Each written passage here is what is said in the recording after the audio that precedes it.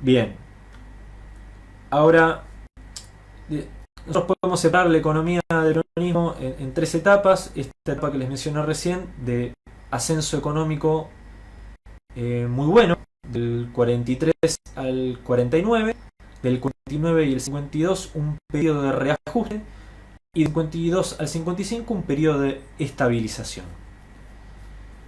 Eh, es en este contexto, después de la declaración de la independencia económica, que es que se empiezan a implementar los famosos planes quinquenales del peronismo, inspirados en la Unión Soviética. El primer plan quinquenal tenía por objetivo desarrollar la industria liviana de consumo. Esto en las muestras de Tecnópolis en el año 2010-2011 se reflejaban en las famosas heladeras Ditela, Siam Ditela, como un desarrollo de la industria nacional. Hubo un plan de estabilización en el año 52 y después del plan de estabilización el segundo plan quinquenal, que estaba proyectado del 53 al 57, que tenía por objetivo principal desarrollar la industria pesada. ¿Cuál era el objetivo de economía política? Dado que era muy costoso para la Argentina importar la maquinaria de Estados Unidos, que la Argentina en el futuro sea soberana en este aspecto y la Argentina pueda producir y fabricar bienes de capital, maquinaria, para no tener que importar y depender de los bienes de capital provenientes de Estados Unidos. Y ahí es donde entra otro militar, que es muy parecido a Mosconi, que es el general Sabio, que fue los que impulsó la producción metalúrgica y de acero en nuestro país, particularmente con la creación de Somisa, cuya planta se encuentra cerca en San Nicolás, que luego fue privatizada en los 90 y ahora se llama Siderar y es de Techín, ¿sí? del compañero, entre comillas, Roca. ¿Sí? Bien, como bien mencioné, este exceso de importaciones de bienes de capital derivó en una crisis en el año 52 de la mano de inflación. Hubo inflación entre el 48, el 49, el 50 y el 51, y este plan de estabilización prometía generar una dinámica en el sector primario, agropecuario, para poder aumentar nuestras exportaciones, para poder tener mayor cantidad de dólares y luego rehacer un nuevo ciclo ascendente mediante la importación de bienes de capital. Entonces lo que tenemos en ese plan de estabilización del año 52, no solo se produjo la crisis producto de que estaban bajando nuestras reservas del Banco Central, que se usaba para pagar las importaciones de afuera, sino que además hubo una fuerte sequía, una muy fuerte sequía, donde se cosechó menos de la mitad del área sembrada en nuestro país. Menos de la mitad. Es decir, hubo una pérdida de ingresos de nuestro país producto de esa sequía muy fuerte. Sumado además al sabotaje y a las trabas que nos impugnaba Estados Unidos desde el plan Marshall. Entonces, lo que tenemos es que el salario real, que era lo que percibían los obreros, en el 52 empieza a bajar, siempre manteniendo en la distribución del ingreso la famosa proporción 50 y 50. Esa estabilización económica fue muy dura, fue literalmente un plan de ajuste, donde se cumplieron los objetivos porque la inflación bajó de un 40% anual que tenía el año 50-51 a 4% en el 52-53. O sea, bajó la inflación de forma abrupta. ¿Cómo se logró este plan de estabilización? Básicamente con el consenso político que tenía la clase obrera, representada en la CGT, con Perón. Siempre en nuestra historia argentina, el garante social fue Perón, el Estado como intermediario entre el capital y el trabajo. Perón lo mencionaba muy jocosamente, diciendo que tal fue la sequía y la crisis económica del año 52 que en esa época tuvimos que comer pan morocho. Así lo llamaba Perón. Y luego tenemos la segunda fase, más de lo que sería el segundo plan quinquenal, donde se aplica el desarrollo de la industria pesada, se logra controlar la inflación en el orden del 4-3% anual.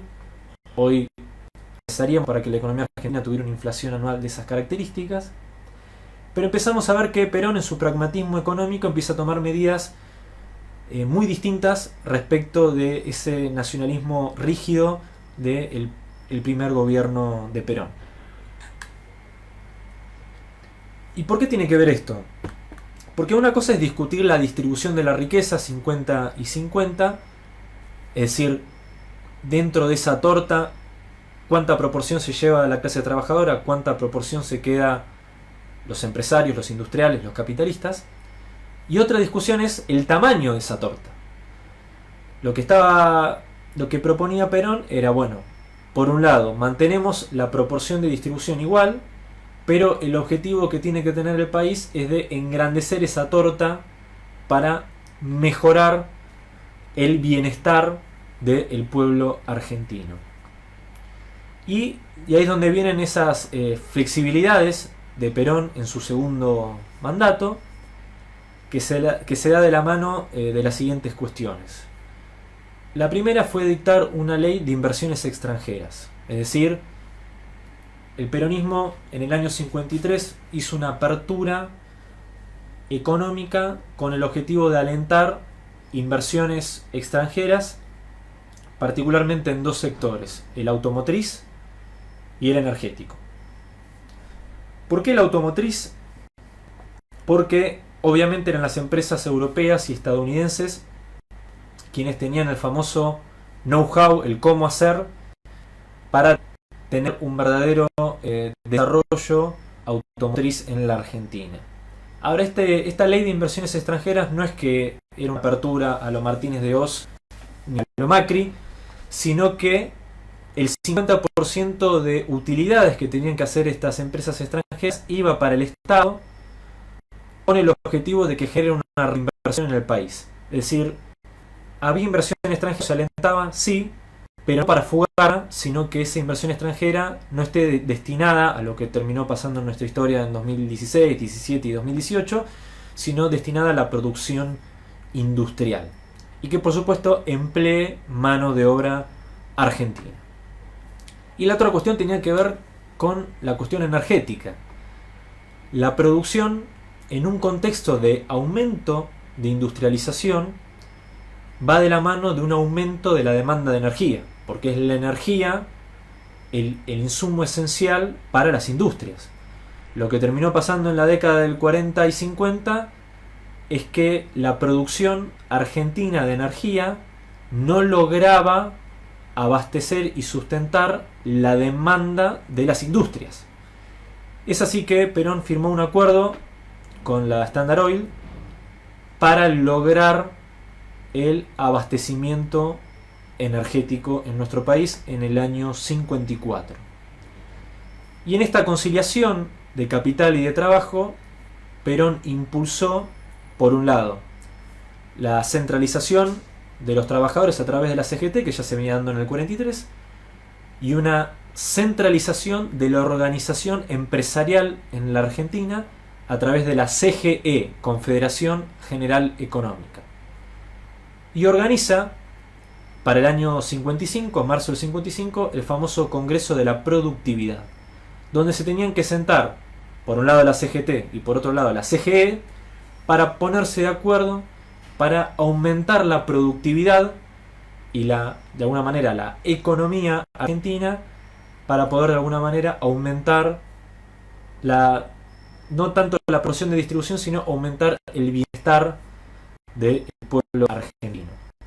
Y acá, en esta estructura de organización tripartita, Estado, CGT, CGE, vale la pena mencionar una de las grandes frustraciones que tuvo Perón en su vida, que es lograr que la Argentina tuviera un empresariado organizado, similar a la CGT, y que responda a los intereses nacionales y que no sean de alguna manera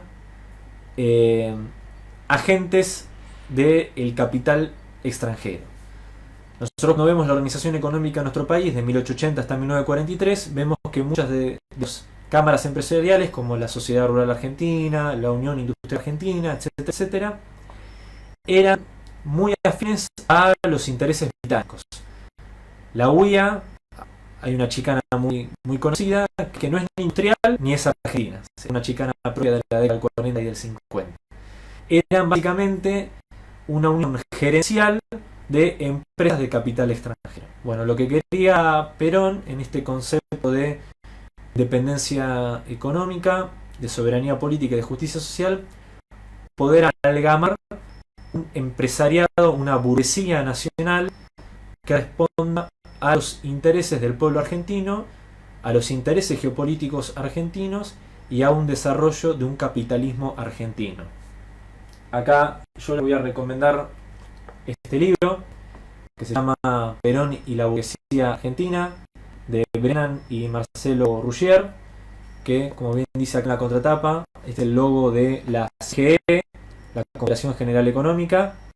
Estos autores lograron, a través del archivo de la CGE, tratar de hacer una historia de la burguesía y el empresariado argentino. Bien.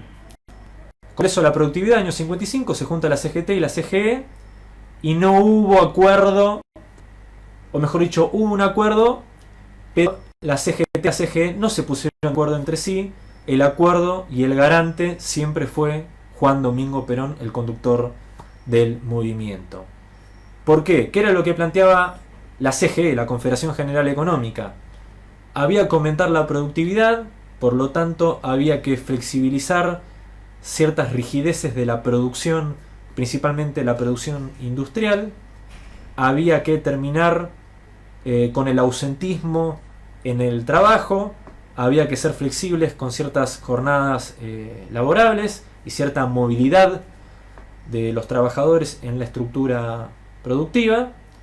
Y la CGT le contestaba de que el aumento de productividad no tenía que hacer a costa de la explotación de los trabajadores, sobre todo, y encima denunciaba, esto en marzo del 55, a empresarios quienes no cumplían con las leyes laborales, quienes no cumplían con los aportes previsionales y que además defraudaban al fisco.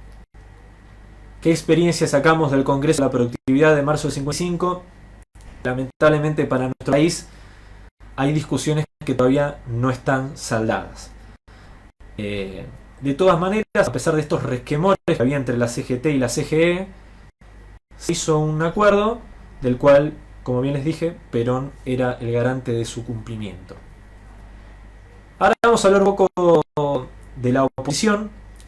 La oposición, cuando Perón firma el acuerdo con el Standard Oil para garantizar el autoabastecimiento energético, cuando digo oposición me refiero a tipos como Balbín, Frondizi, empezaron a acusar a Perón de vendepatria.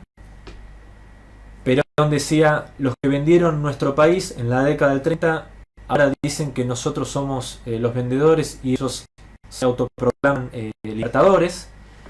Tal es así que cuando fue el golpe de septiembre del 55, una de las primeras medidas que tomó Lonardi fue derogar el acuerdo de Argentina con la Standard Oil,